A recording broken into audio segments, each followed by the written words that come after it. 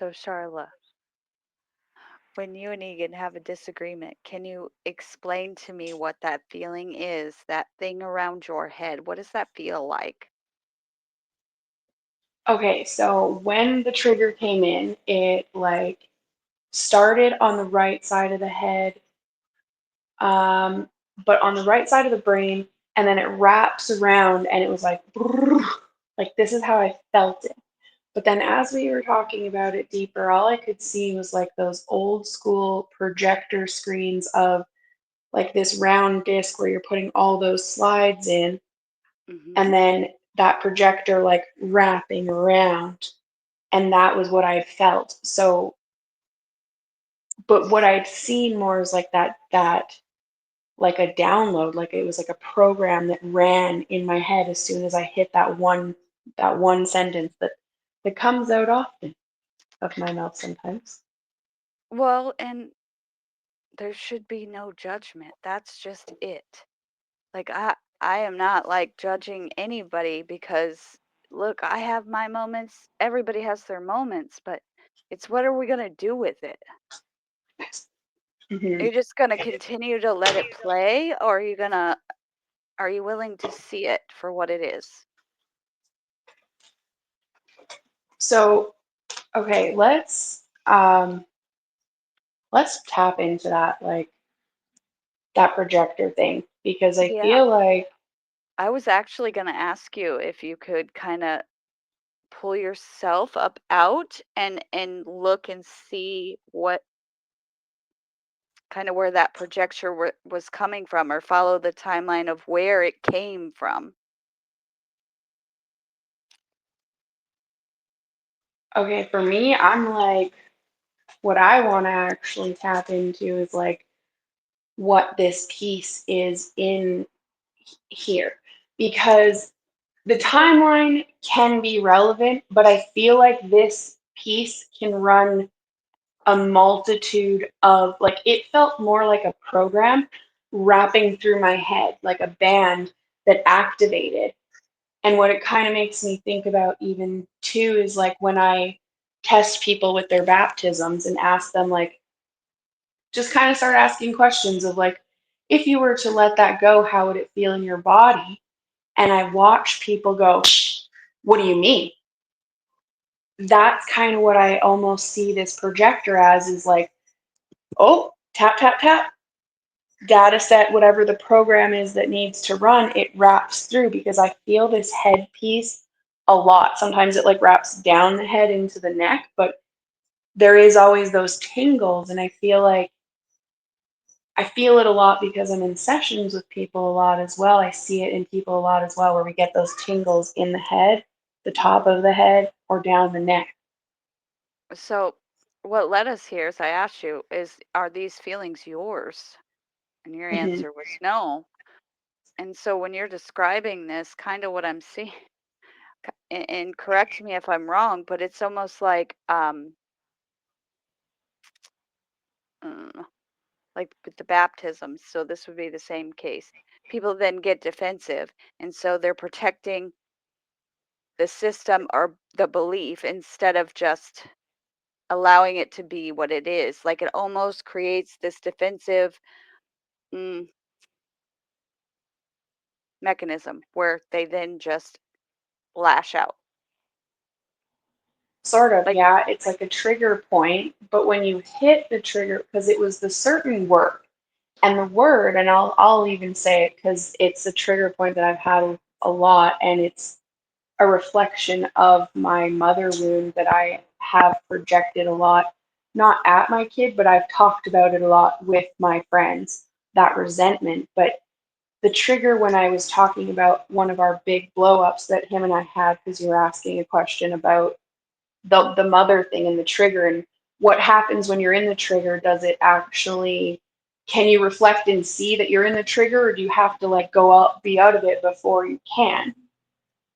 When I was in the trigger, the word that I said was, I never even wanted you anyways. And this was my tones, not that I said to him, but out loud in this conversation you and I were having. And as soon as I had said that, that's when this piece like wrapped around the top of my head.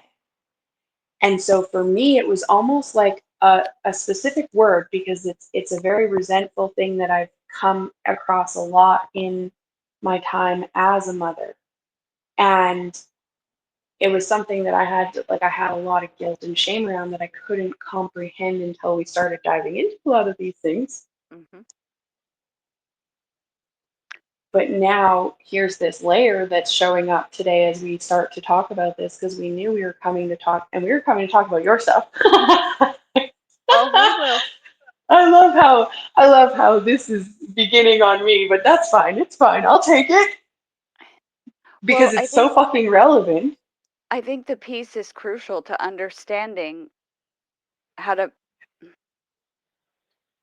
break it a little bit more and allow it to be able to be seen without that shame, without that judgment.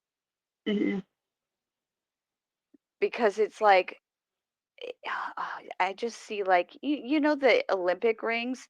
It's like you're locked inside of one ring, inside of another, because you don't want to have these feelings about your child. So then now you're adding another ring because you've got guilt and shame, but it probably didn't even start with you. And then it just builds and goes and goes. Hmm. Yeah, because how many of the parents have felt the same before me, right? And I know for a fact that my mom felt that way because she definitely told me often and projected all of her expression at me. And So, so we know that it came from something before that, yeah. But how did her mom feel about her? right? We will probably never know because they never talk about anything, do they? These humans. No, because then they shame themselves for having the feeling. Hmm. But anyway, this is old, is what I see. Hmm. And then you got these interlocking rings of mom and dad. Yeah, because it stems from both, and I know some of the things that we were going to talk about today. I felt like it would likely lead to father stuff with me, and at the end of the day, it is both because it's that not wanting to. A lot of it's not wanting to bring children into this world, even because of the amount of it's a lot, but it's a lot of a reflection too. So there's that mirror that I don't want to look at as well. That is the hardest part that we avoid. And what you're saying that, and then what you said the trigger word was, do you see the interconnectedness? Yeah. That feeling of wanting to be wanted, Mm, accepted. Because as a human, or whatever you want to be, identify as, that's kind of what we all strive for, is just sheer acceptance.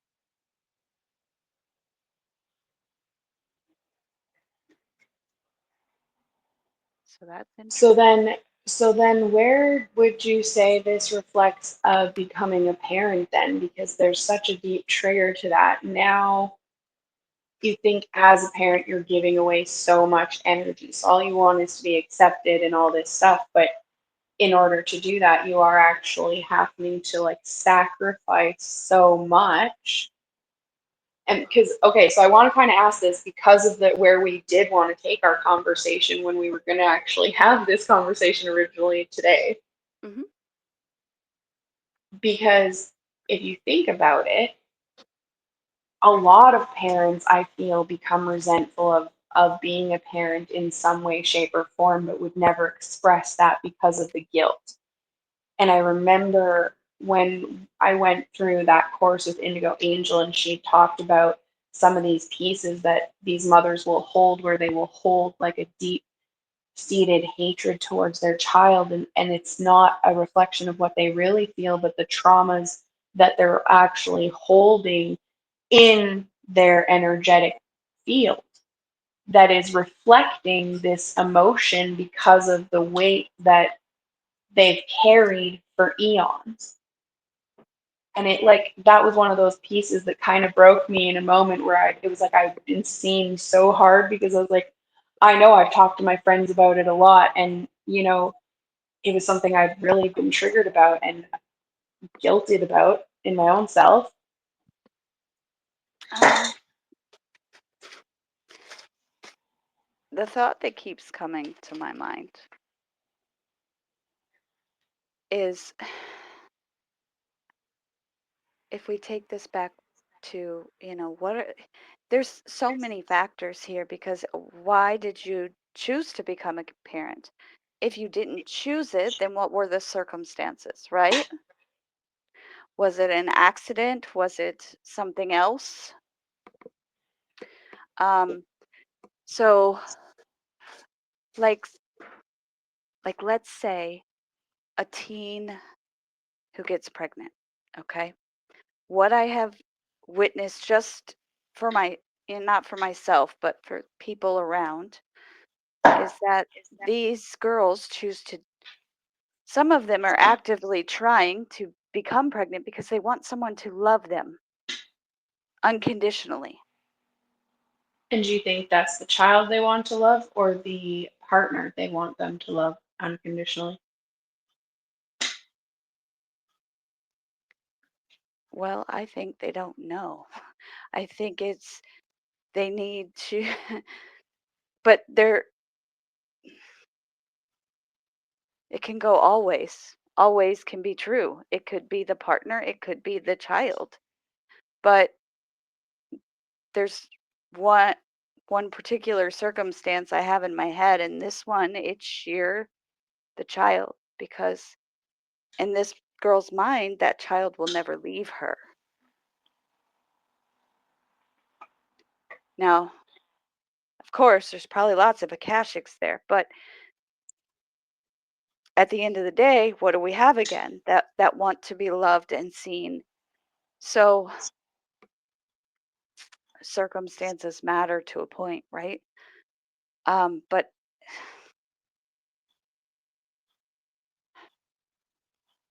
kind of trying to figure out how to word this exactly.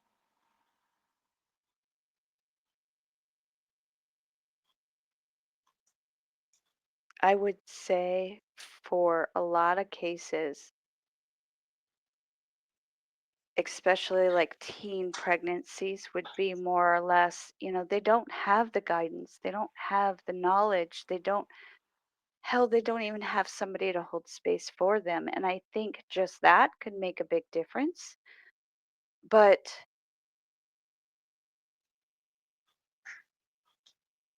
they've already received so much trauma and they don't know how to deal with that. And I guess, if I put myself back there, I could maybe think, well, that child won't judge what my traumas are and will love me anyway. See what I mean? Hmm. Like it's a conundrum and I know this, but it's just about breaking it down. I definitely see what you're saying too, because it's like this, and I see it in a lot of people. And I experienced as a teenager, I had one of my friends at 14 get pregnant. And I also had somebody that I know who just always wanted kids. And so she was purposely trying to get pregnant at 14. A different person as I grown up. But one thing that I think about, and when I hear people wanting to have kids, especially really young like that, is like there's this idea, and somebody I don't remember where I'd like seen a short video or something, but people have an idea of having a child as like when you're playing dolls at home. But when you're playing dolls at home, you kind of just left the baby doll or whatever. Like there came points where like you would just all of a sudden kind of drop that energy, and that idea of what the mom energy kind of was distorted in a sense. And so it's kind of an analogy because it's this idea of like the child gets to be there whenever you want it to be there, but the reality is not that. when you Correct. do have a child. So there's this illusion that we create in our minds, but when we do create a child with our Akashic records, and no matter when we bring them in, we've agreed to this before we came to make sure this child was going to be what we required, not we wanted. And what have we learned that we require from that child, typically, as far as contracts go? A very uncomfortable mirror Hmm. of all the Yeah. shit that you don't want to look at. Yeah. So it's like, I really think there's a lack of education and understanding around this concept Mhm. because the distortion has been so great. Like, um, people have to, I think it has to start getting out there that when you're bringing in another soul, you've created contracts with them somewhere. Mhm. It doesn't matter what religion, what creed, whatever you are. The two of you have a purpose, a role to play. And Yeah. so knowing that if you're not ready, it's not going to be fun, Yeah. but you can ultimately screw each other up. And so if we kind of go into that as our topic that we actually originally wanted to discuss, Hmm. our original topic of discussion was kind of talking about the layers in which we somewhere along the ancestral line somebody decides to change the story. And typically, it's going to be the people that, like ourselves, you and I, and everybody else that would end up listening to this video. But it's this shift in energy. And one of the things that we want to talk about, and where we started with this whole projector screen in my data set in my head here, is where we've not talked about our wounding or whatever that may be for fear of hurting others and speaking about the truths that have happened, and then not allowing the space for self to be like, but it was really uncomfortable for me to have to live in that Hmm. energy because I had to go through that trauma still, no matter what you may perceive it to be. Correct. And I chose to change the story. And it's uncomfortable for parties that may have inflicted trauma, but it was just as uncomfortable for those who experienced the trauma. And how do we start to heal that wounding and allow our children, ourselves especially, but then passing it to our children to change the story? How do you do that if nobody talks about it, right? You asked me, well, what kind of story did your mom have? Well, I kind of know, but I will never actually know the story because what we know is nobody talks about their stuff in those previous generations. No, they lock it away for fear of I don't know. A And lot of things. for here it would be that shame or that, someone's going to know, or typical prairie Midwestern things like, oh, well, they can't know this or they can't know that. Let's bury the skeletons in the closet. When are we going to stop? Because Yeah. really, you may be judging, you may be trying to hide some shame of your quote unquote family, but you're really hurting yourself.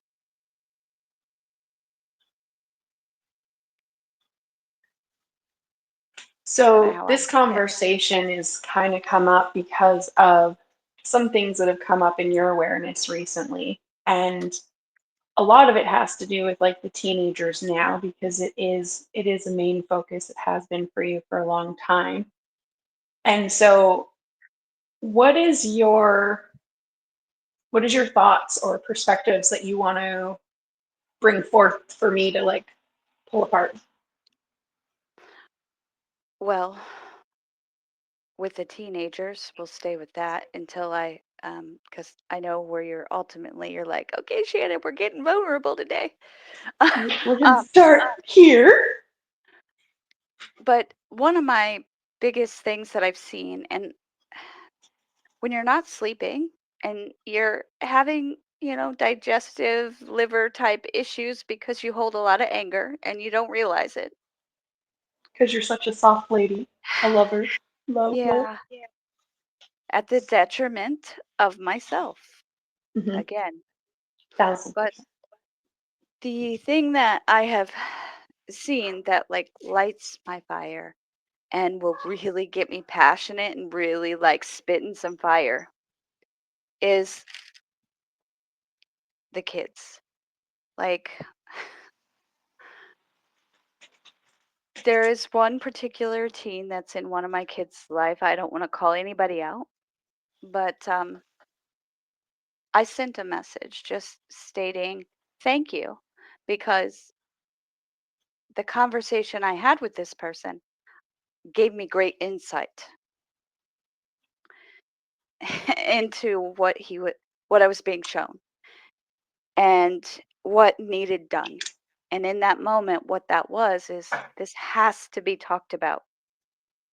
So at this moment, people have a choice, and it is up to them how they want to perceive it. I can't tell you how to do that, but it's uncomfortable, it hurts, and it's continuing. So somebody's going to have to choose to change the narrative, transmute the negativity that could be behind it, that shame, that guilt, and say enough. But it's when I simply said thank you and had a little conversation, and the response was, "Oh, I thought you were yelling at me. I thought I did something." And it hurt me because it's like that's never really been my way. Now, I'm not going to tell you I don't lose my crap because I have, but I like to talk things out. I always have, and but that was that the immediate response that he there was trouble there. Um, or like you hit a deer because you can hold the stop sign in front of a deer and it'll stop, right? Mm-hmm. And that person, that parent of yours, doesn't care about the vehicle or doesn't care about you or how you are. It's the material thing. Well, Mm-hmm. now you've done hurt that child. You've done crushed that child. And the thing we have to understand is these kids you're referring to, this age group you have been, they're super sensitive. Yeah, and I Whether came in they here to be super sensitive so that, because it's part of that evolution of the generation that we came through, where there's a lot of us in this timeline that came in to change the story. So these kids are different, and it's Mhm. why a lot of the older generations very triggered by it because they're still very programmed Yeah. into societal's expectations. But that's what'll get me is because look, this ain't easy for me either. I don't like to look at my own shit either all the time. I know you don't either. Hmm. We've all had trauma, so don't tell me I can't do it because I was traumatized. Look, I see you. I will hold space for you. But I can't it's the not allowing, not holding yourself accountable, not wanting more. It's doing more harm than good. Yeah, it is. And so it's what it's doing is it's passing all of the information on to the next one, which is where a lot of this passion, we'll say, Mhm. comes from. Because the story about the deer is the kid hits a deer and Mhm. the parent is upset more so about the vehicle than about anything else. and doesn't ask if the kid's okay and things like this. And so this is that not being seen, right? Yeah, but Energy that comes to the core root of your trigger. yeah, and it goes further too, because what I noticed in that moment is because I felt like I was just called to go say, "Hey, I heard, I heard about the deer. Are you okay?" And I watched Mhm. this shift in the energy. And that's all that was wanted was for this person to know that someone cared enough to ask that they were okay Mhm. physically. And I just sat there. But then I seen what I did my entire life. And instead of taking that energy that was reflected at me or, whatever, instead of reflecting it right back to the parent, I would intake it.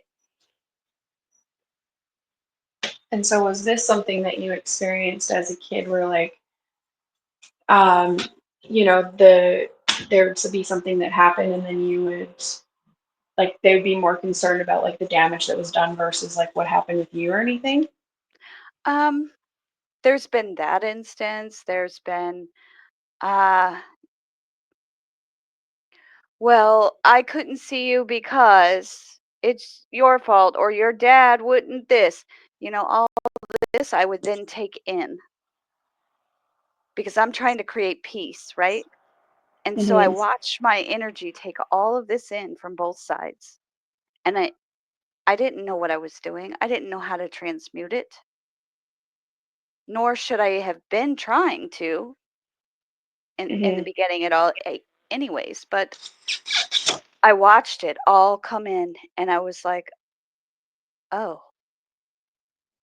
And then I'm sitting there and I'm seeing, you're alone. So these things, they're building on each other. And so the passion comes because it's got to stop. Like these kids have to learn how to reflect it back, but yet I don't want to blindside a bunch of parents because you have to know what's going to come back.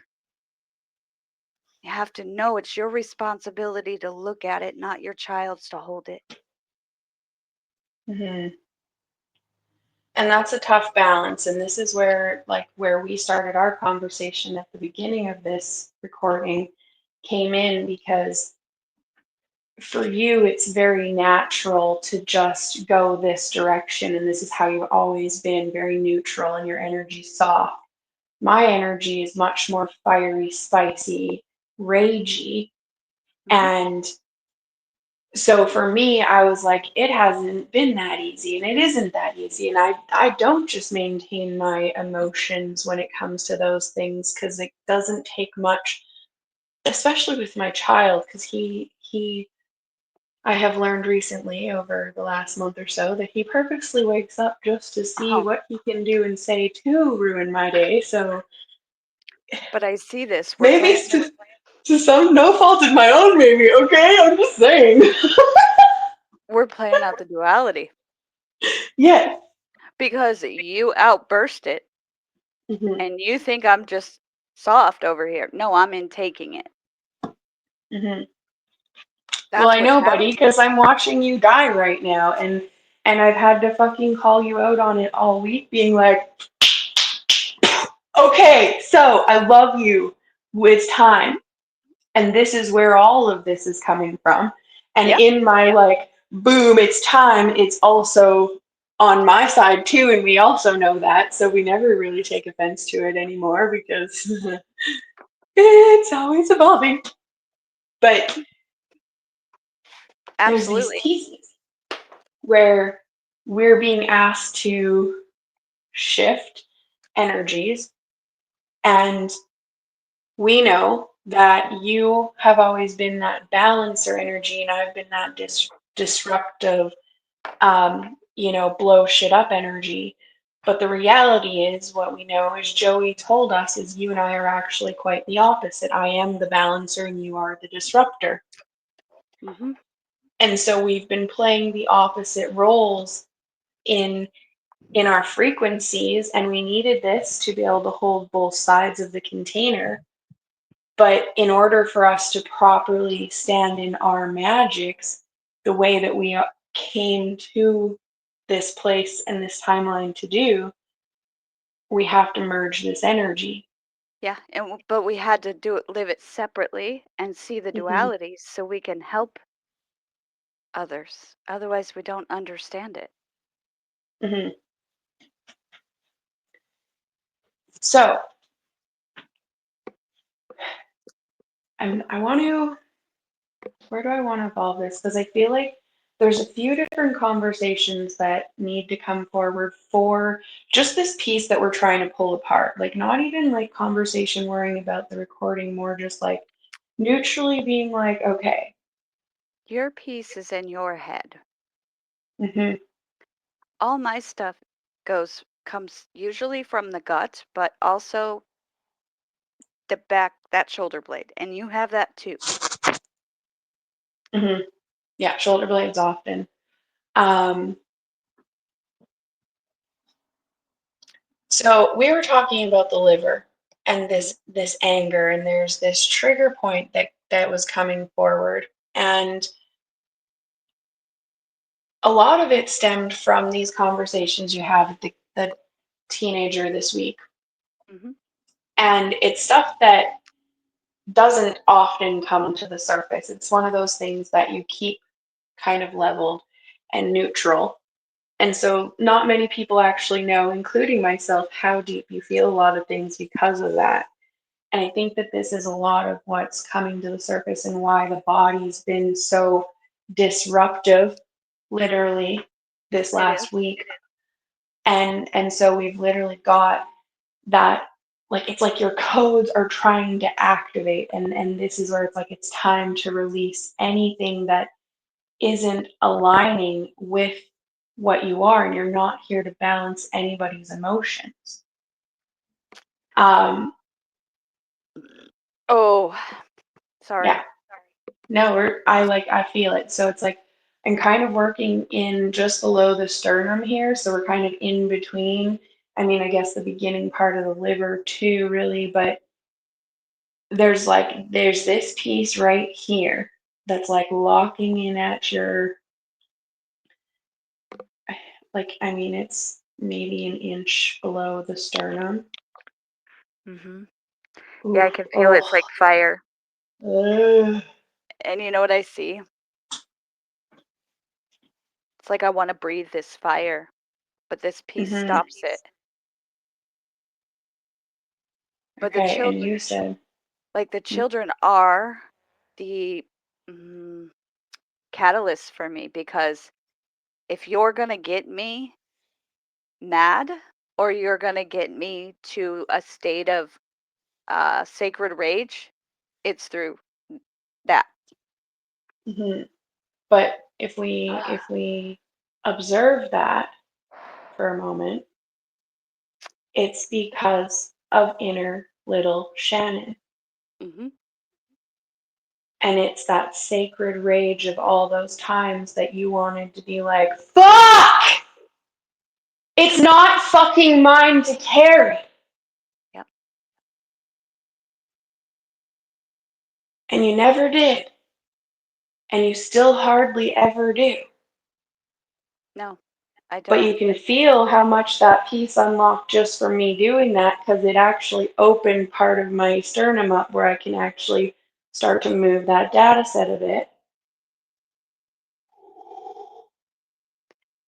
It's quite fascinating how this plays into people pleasing too.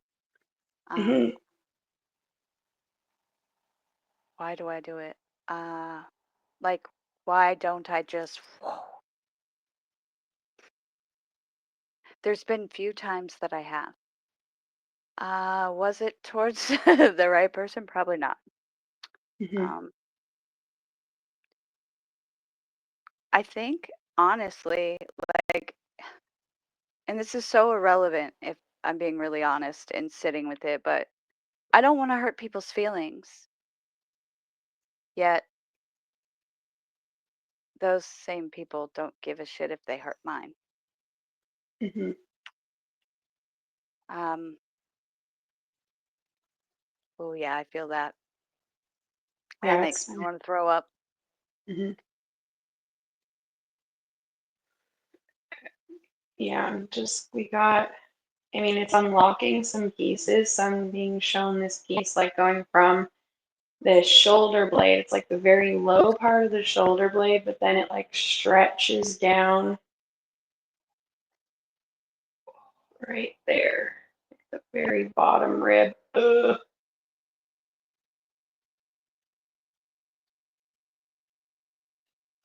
So,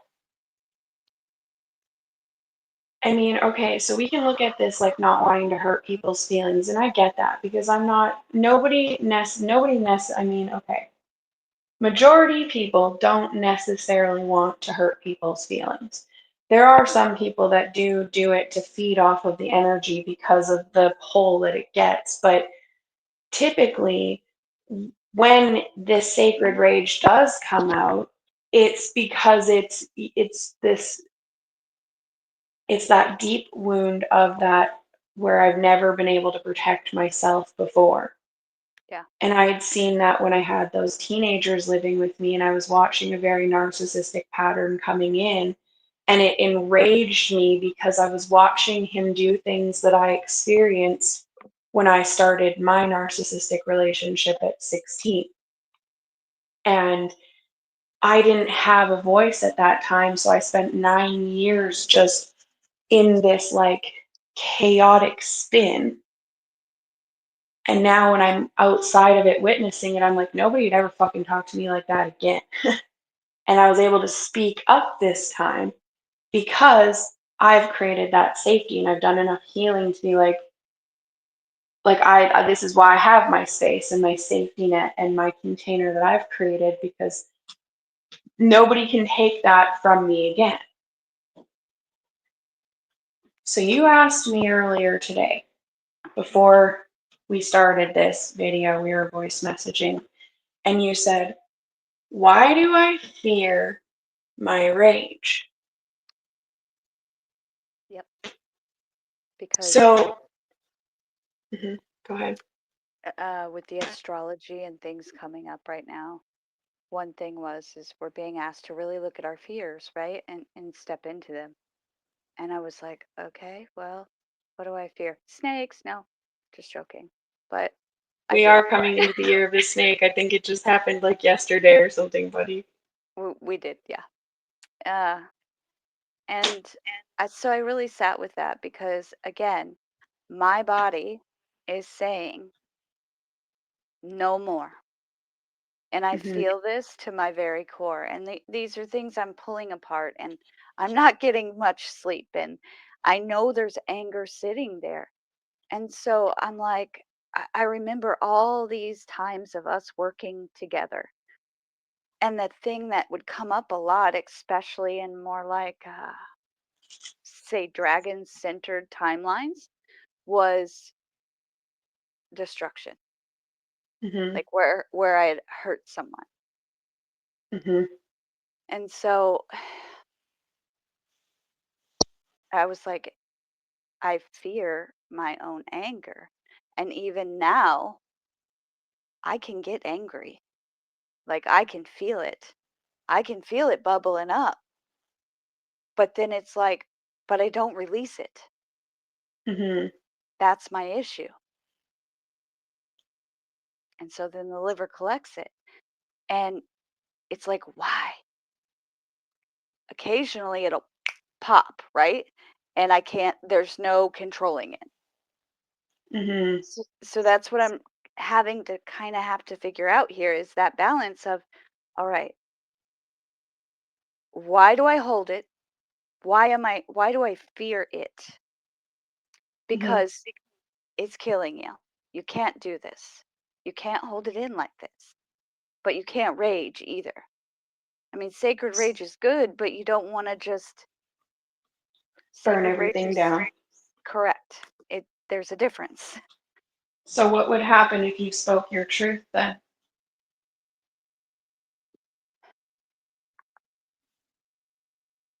I don't know. What do you Um, feel the consequences would be for just telling some of your story or speaking some of your truth to some degree?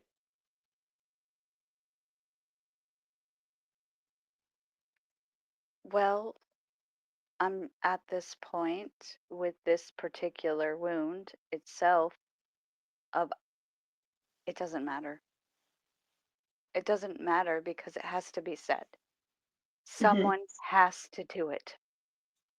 And it doesn't change the fact that, I have great love for this person, but I can't hurt myself in the process. I'm done martyring myself. Hmm. Um, So can we go back to where the children are being abandoned for the parents' own um, image, we'll say? How does that make you feel? And where did you actually, not how does it make you feel, where did you, what's your first observation as a child where your needs wouldn't be met over the parent's image?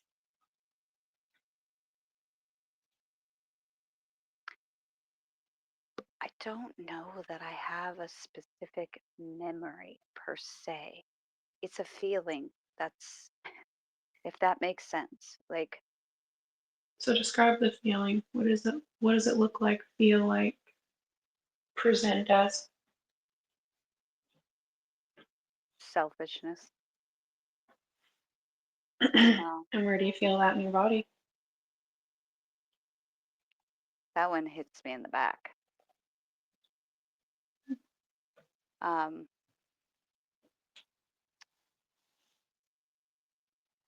and that feels like I was quite a bit younger, like mm, little, like before my mother and father divorced. So there was like that selfish frequency even when they were together. Th- It, that was that's a situation like they created their own war. So they both had their own stories and both were kind of valid, and I see that and I understand that. But in your own trauma, in your own selfishness, one chose drinking, one chose men. I was Hmm. left in the middle. Balancing. Yep. Yeah, and that makes me sad. And then there were stories I was told. Apparently, my hand got burnt once. Mm, Um, interesting. there was a pizza being cooked, and it was before I was even 2 years old because they divorced when I was two. Um, I had stuck my hand in the oven because there was, like I said, a pizza being cooked, and they had opened the oven. And apparently, my mom was at work, and my dad was supposed to be watching me. But she says he was drunk, which I'm not going to say she was wrong because wouldn't surprise me. He Hmm. says that he asked my brother, who would have been like 8 at the time, to kind of keep an eye on me while he got the pizza out. So, does it matter what's true? No. For a long time, I would seek that truth, but truth is subjective at times. The fact of the matter is, who was there for me in that moment?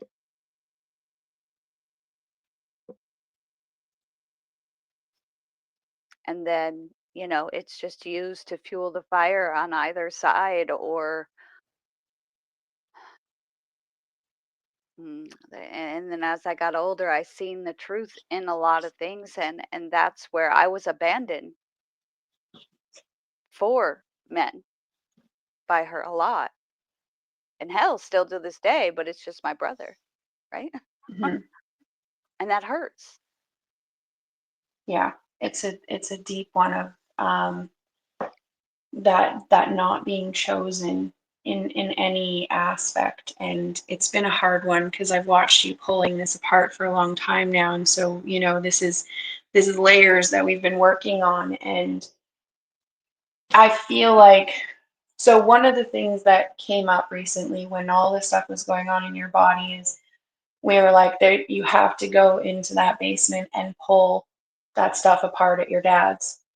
And in the first thing, and we knew that there was stuff that was going to come up in the layers, but the first thing that or maybe not necessarily the first that you started showing me was all of those court documents of, so you had to kind of look at all of those truths of the back and forths of the he said she said of everything that kind of went on between your mom and your dad, and this is kind of what started to unlock some of those wounds, because it does come back to, at the end of the day, everybody was fighting for to win. Nobody was fighting for Shannon. No. I my dad had good intentions, I think, but at the end of the day, I had to wonder, was it me or was he actually fighting because he loved my mom and didn't want her to go? Right. My Because we mom, see like all of the evidence of, like we seen all those pictures, everything that he still had, and so it, it's a big one. yeah, and with her, she's even admitted to me that after she quote unquote lost the court case, um, that she had left and she ran off with a guy to another state. Um, and then, I mean, this just perpetuated, right? So I was always crying out for that attention and love from the mother, even if it was just some nurturing. And I'm grateful for my grandmother, but it's not the same. So can we look at the reflection for a second? Because while you were like dying and yearning for that affection, You there? oh, am I back? Yep. Okay, I shut my phone off, so we know. Okay, so what I wanted to say is can we look for a second at this reflection so we can see that you yourself were yearning and dying and seeking that love and affection and attention from mom, and at the exact same time, mom was also dying and seeking that reflection and attention from these masculines because of what she didn't have herself from her childhood. And this is kind of where that trigger came in earlier, because we weren't talking about your mom, we were just talking about moms in general, but where your mom couldn't see it. And for you, it's like it's so easy to see. Can't you see how much I needed a mom? Like how much you needed a mom, and shouldn't you have just like wanted to be a better mom than what you had because of what you went through? And instead you're chasing men and whatever else was going on in between that. Yeah, And so it's the same story that you guys were both holding. So there's your mirror. yeah. And I can absolutely see it, and like, I think that's just where I've come to this point of we all hold trauma. We Hmm. all have trauma, but we're all humans. And at the end of the day, it matters what you do with it. Like, I don't hold any hate or discontent towards her. I love her. Hmm. But that doesn't stop the fact that I was hurt too. Hmm. And it's like both sides need to be validated, but both sides also need to take accountability for themselves. I'm not blaming her for my trauma. I'm choosing Hmm. to address it. Hmm. So And my you change the perspective of that. story, right? Like, I mean, you are the epitome of the mom that you needed, and you are such an amazing mom. And so it shows how you took in those codes and you decided that you weren't going to reflect it the way that your mom did. And instead of abandoning the children, you were going to take them in and show them that love and care that they deserved, that you deserved. Yeah. I mean, I've always gone from this place of doing what I would have wanted because I wanted to do it different. I didn't know what I was doing at the Hmm. time. And in that, though, too, I've had to learn to mother myself. And Yeah, that's been a harder journey. it's not fucking easy, buddy. I think we're all still learning that. I think, and so here's the thing. This is the tough part, and this is the part where I kind of came back earlier today and was like, how do we make sure that we're pulling this information in without creating projections or judgments? Because what this our generation's doing, whichever generation decided to stop this wounding or at least begin to heal it to whatever degree they could, we have to recognize the depths that we have to be willing to go to change the story. And It's not so it's not all it's love and big, light and unicorns and rainbows. It's a it's lot of ugly. shitting your guts out and puking and Oh my god. Go clean your basement, guys, if you don't want to fucking shit your ass off. Oh it would gosh, have so good. happened either way, you know? Yeah, I I think didn't these are really big codes that we've been unlocking for a little while now, and we've just been waiting for these.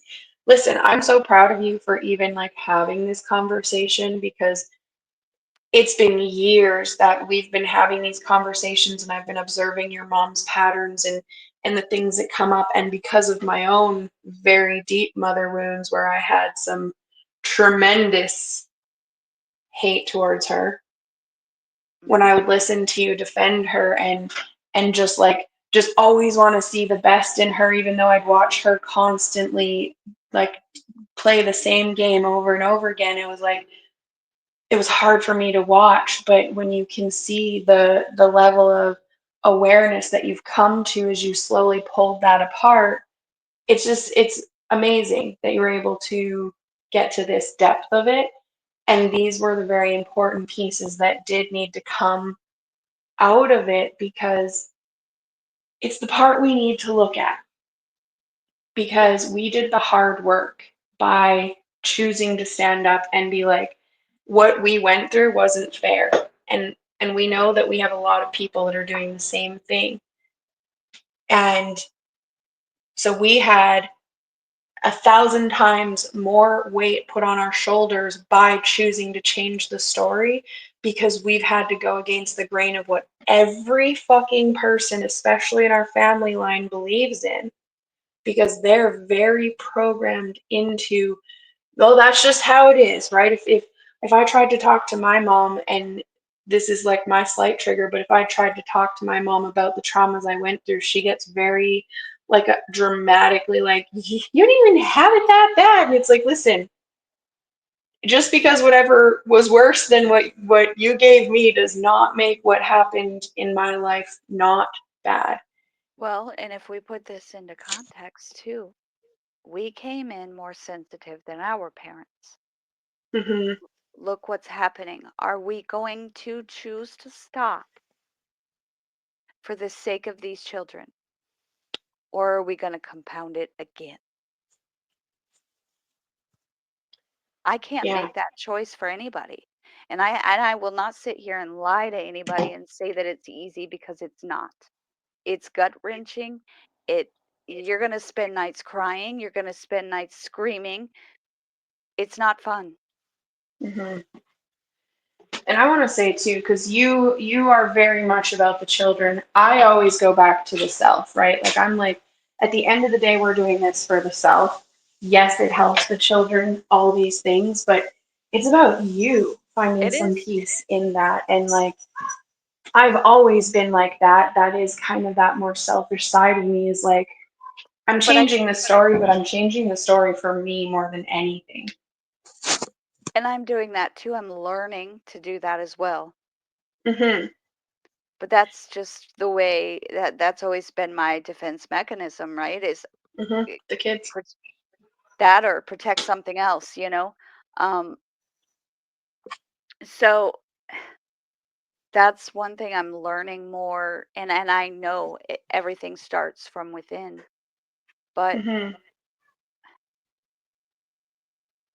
it fuels my fire and gives me the drive to dive even deeper when I can Hmm. see where my children have broken constructs that I couldn't at that Hmm. time. Yeah, And I that get just that. it gives me the fuel to go, to continue because this isn't easy. Yeah, and you've got to have some kind of like purpose to where you're trying to heal. Like, what is the goal? And so for you, it was really about the kids, and for me, it was about the self. Like, I wanted to choose better. I didn't deserve what I went through, and I deserve to have a better story moving forward now that I have control of it. And I want to bring in both perspectives because I think that it's very important. And I know a lot of you moms, and I love you all. And I came in to be the different mom on purpose. But a lot of you moms will sacrifice your everything for your kids, Yep. and to a degree, that's sort of good.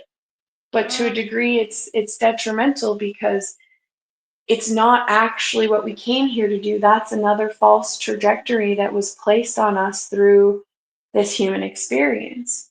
The kids that are literally just meant to learn how to be their own human. to me that's a fine balance between being there for your child and martyring yourself. Hmm. And that's a lot coming from me. I know, buddy. I know. I've been waiting for this moment for about 5 years. But it's so we were always the opposites, right? So for me, it was always about you're like, hey, we got to look at this. Aaliyah's got this going on, and I'm like, why is that our like what's happening in your field?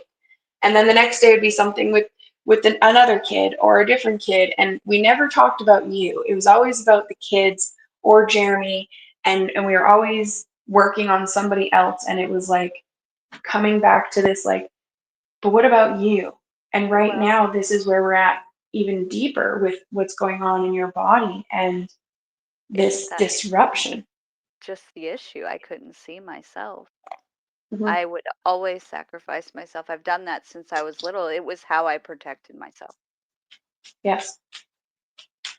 And this is why we're talking about this right now, because it's time to stop, because you were protecting yourself, but in a lot of ways you're also protecting everybody else, right? Because Mhm. you don't want to make people feel bad, and if this video, we post this video now, people could feel bad. Well, it's not up to you what they feel for what they did. No. And And it was what we were talking about before as well. honestly, I wasn't protecting anybody. If you really break it down, in the end, I wasn't protecting anybody. Hmm. I was only destroying myself. Yeah. And not making anybody be accountable for themselves, and there's nothing we could do as children to do that, but that's why we're being asked to be accountable now as we grow and become more aware of what is really behind these projections of what normal looks like as a human. And this is where my passion for this and my fire and my drive comes from because, look, we've been on this journey for a while. I have watched you grow in ways that most people can't fathom. The amount of trauma that you have overcome. God dang, just hearing some of your stories, I would cry because it hurt my mom heart. And you Yeah. laugh, but that's how you deal with it. But that's also why you can get those people out of the dark. Mhm. And between the two of us, like we've walked a lot of shit in one way, shape, or form or the other. And so Mhm. I have great admiration for you and other people who choose to say, okay, enough. But where Yeah. I'm going with this is we all have a choice at the end of the day. Yeah. And I'm not shaming anyone, I'm not trying to guilt anyone. It's your choice. If you want to sit in that, cool. Mhm. But the bare, hmm, I want to say truth, but it's not everybody's truth, is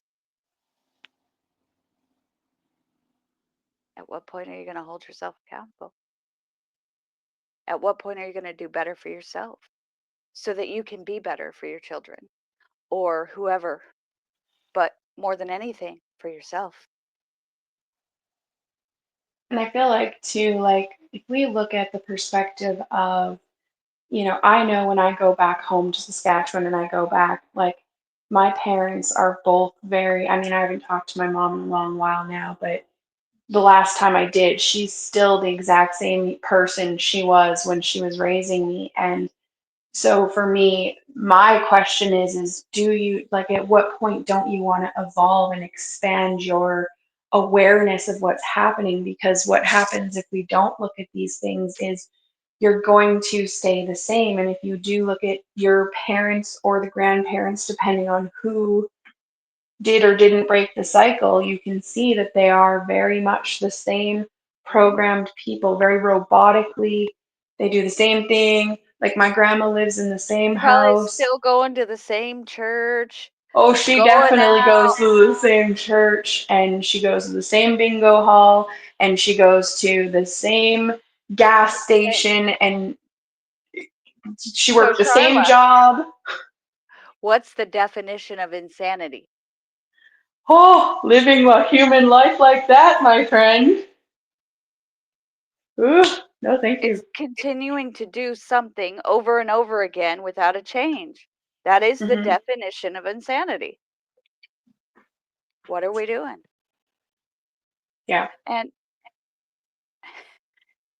when I say I'm not judging, guys, my father got up every morning at the same time. Down, I mean, this goes all the way down to the time he took a shit, okay? Very Sheldon Cooper of him. All the way, and then the cycle would happen. He had his own other cycle when he'd come home from work, Mm, but he had no passion. yeah. He had nothing left. Why? Because it becomes a soulless life. What do you need Yeah. soul for when you're just repeating? Yeah. You just robot. You're on autopilot. But we complain about history repeating. Well, hell yeah, history's repeating because nobody wants to see it. Yeah. Nobody wants to change. And this is why we're dropping all these bombs lately. Why we're tapping into some of these things. And I feel like, I know there's more stuff that you and I got to pull apart here. And, we didn't even tap into this thing in my head. So, my kid's downstairs raging while he does his dishes. So that's super fun. I can just hear something just banging down there and he's cursing. Oh, Lord. And And even with him, like what I've noticed in my own teenagers is I can't fix it. I can hmm. apologize if I fuck up. I can own my part. But what's done is done. But sometimes that's all it takes. Hmm. That to me, and for those that can't, I understand too, but it's like when you cool off, can you then go back and have a conversation? Sometimes you can. Sometimes you cannot because the Yeah, child isn't willing. And that's some of your issue. it's a lot of my issue for sure. And I mean, and the avoidance of the conversation's always been a thing because it was just how I always played out life. And so it's been a tough one for me. So I'm learning it a lot more through my relationships with my friends and with like the different masculines that come in. I've just been like learning and evolving through it. But with my kid, it's harder. And we'll just keep looking at that. Some of them are more receptive than others, and then some children just do better with another person until they can Mhm. have the conversation and bridge that conversation with their parent. Mhm. But I think the biggest thing, and you can't deny this because I've watched you do it, is noticing, picking up on the energy. Like, I if a child seems off, is it so much to go, hey, you good? Because they're a human too. You do that. Mhm. It might come out, what's your problem? Or, I've even gone to who pissed in your Cheerios, but Yeah. it's still the point. Like, these are humans. You're Mhm. human. What would you need? You know the energy's off. Yeah. Yeah. Can you hear my kids? Did you just hear that? Big fuck. Yep. Come. I don't know what he's so raging at. There's hardly any dishes down there. Like he's Oh, like 5 minutes worth of dishes. he's teaching me rage codes. It's okay. He's helping you release down there, buddy, because I'm like, he's oh my gosh, I can't even with him some days. It's so funny. And he like our tap water's so fucking hot, but every day he'll turn it on as hot as it goes, but then also full blast. So every time he rinses a dish, it sprays everywhere, and then he's burning himself, and then he gets so mad, and you're like, So then why'd you turn it? there is a solution to this issue here, and I bought him gloves. I got pink gloves because I was like, well, he's probably not going to wear them, but I was like, at least just try them on and see if you'll wear them. And if you will, I'll get you a pair. And he wouldn't even try them on, and I was like, oh my god, I just don't even know it. Like, I can't help you if you're gonna. I feel like you just want to be angry. I really. Well, and if we know how contracts work and if we know how this is set up, it may not be time. Right? I mean, he lives with my codes all the time. His friends come over and they're like, does Egan know about this stuff? I'm like, well, I mean, he has to listen to it. Does he want to know about it? Probably by the eye rolls and the cursing and all the things that come out of his face after I start talking about anything outside of sports and stuff. He's just mad. Well, Mad. and I have my own opinions on that, but I think a lot of that goes back to a masculine issue Yeah, I'd because say he so. doesn't know what to do with it. Yeah. He was never taught. And Hmm. but in his mind, you can't teach him. You're a chick. What do you know Yeah. about a man's anger?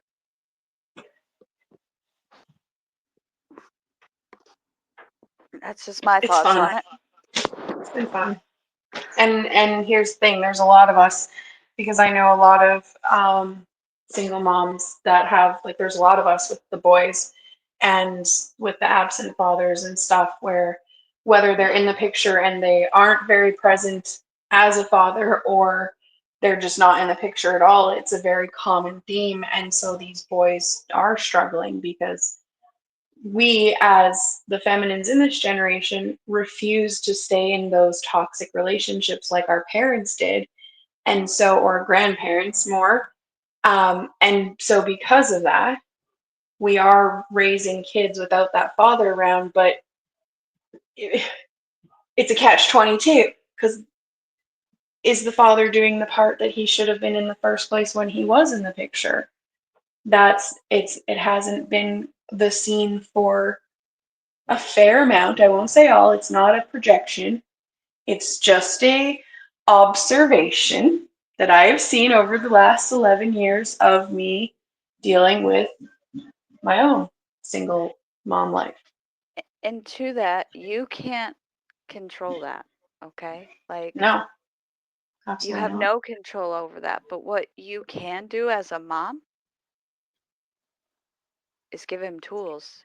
Now, what he does with them, you can't control that either. Hmm. If he brain dumps it, there's nothing you can do. Yeah, But totally. you've done your part. You've done more than most. A lot of moms who just want to check out, you're giving him tools. You're you're willing to teach him how to emotionally regulate, how to release emotions or whatever. But you can't I mean, he's make him. emotionally releasing down there right now. Really great. Yeah. Yeah. But we He's loud at automatic least, you know.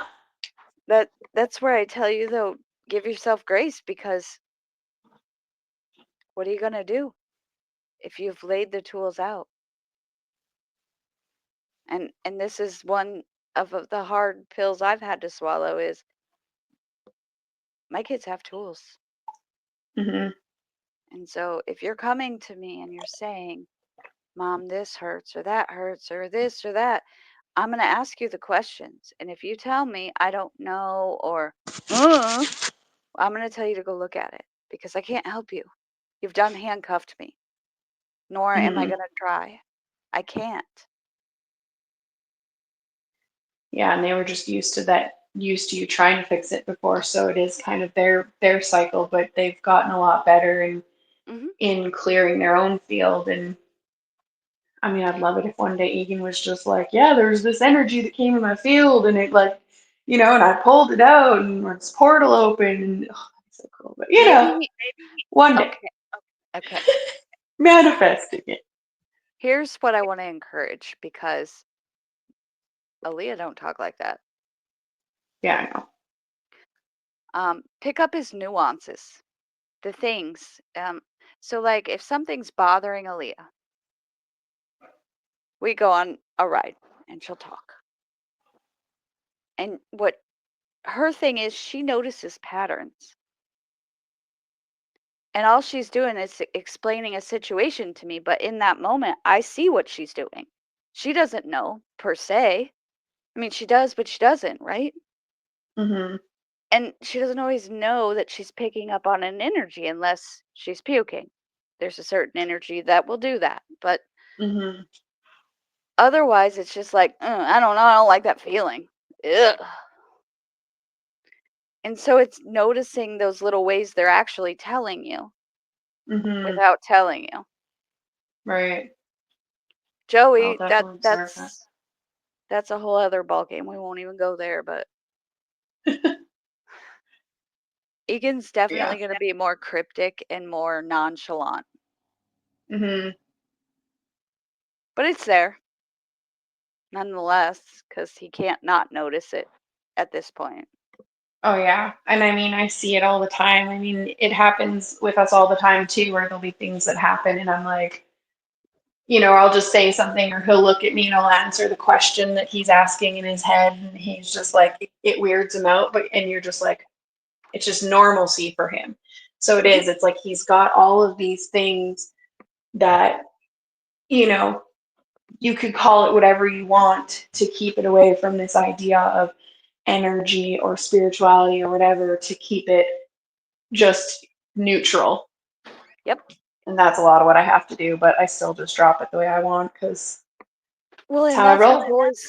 that's how boys that I've witnessed are. They're way more logical.